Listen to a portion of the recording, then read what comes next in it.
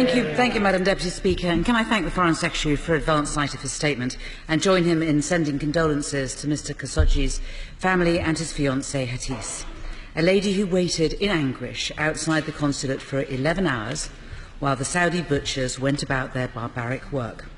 She wrote this weekend, "They took your bodily presence from my world, but your beautiful laugh will remain in my soul forever." But the worst aspect of this disgraceful murder is that none of us have been remotely surprised about it. For the past 3 years, this party has warned that the actions of Mohamed bin Salman, first the architect of the Saudi policy on Yemen, and then, since his elevation as Crown Prince, doubling the rate of executions in his first 8 months, kidnapping and beating up the Prime Minister of Lebanon and forcing him to resign, jailing women activists and threatening to behead them, all of these have shown a man with no respect for the rule of law, no respect for international boundaries, and no tolerance for dissent, all of which spelt the end for Jamal Khashoggi. And of course, Madam Deputy Speaker, we have seen the Crown Prince's true face most vividly in his continuing campaign in Yemen, a strategy of blockade and bombardment which has killed thousands of civilians in airstrikes and put millions of children on the brink of starvation. And when we look back at his air campaign, the bombing of weddings and funerals and school buses, we have seen a repeated pattern played out.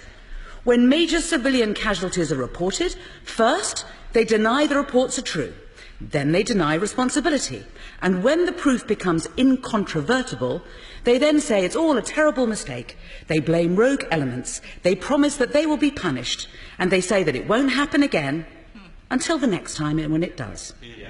Exactly the same pattern that we have seen here, which speaks of a Crown Prince who takes his allies for fools and relies on the fact that his lies will be believed, he will be exonerated, and that everyone will return to business as usual once the publicity has subsided. Not this time. Enough. It must not happen again. The government must wake up to the reality of who the Crown Prince really is.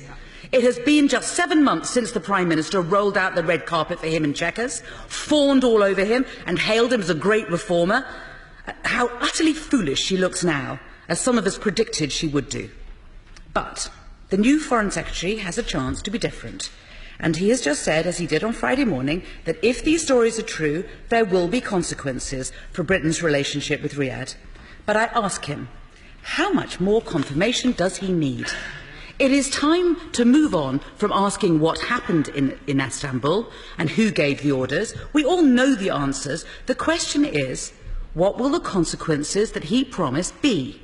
I have 3 immediate steps which I will ask him to consider. Firstly, use the Majinsky powers included in the sanctions bill to apply financial penalties on all individuals up to and including the Crown Prince himself who ordered and carried out this murder. Second, will he accept that UK arms sales for the use in Yemen must be suspended pending a comprehensive UN-led investigation into all alleged war crimes? And third, more than 2 years on since the UK presented its draft resolution to the UN demanding a ceasefire in Yemen, will the Foreign Secretary finally ignore the informal Saudi veto hanging over that resolution and at last submit it to the Security Council? 3 ways to show Saudi Arabia that there are consequences for their actions, 3 ways to end their impunity and persuade them to change their ways, and 3 ways to show this Crown Prince that we will no longer be played for fools. We have had enough. Yeah.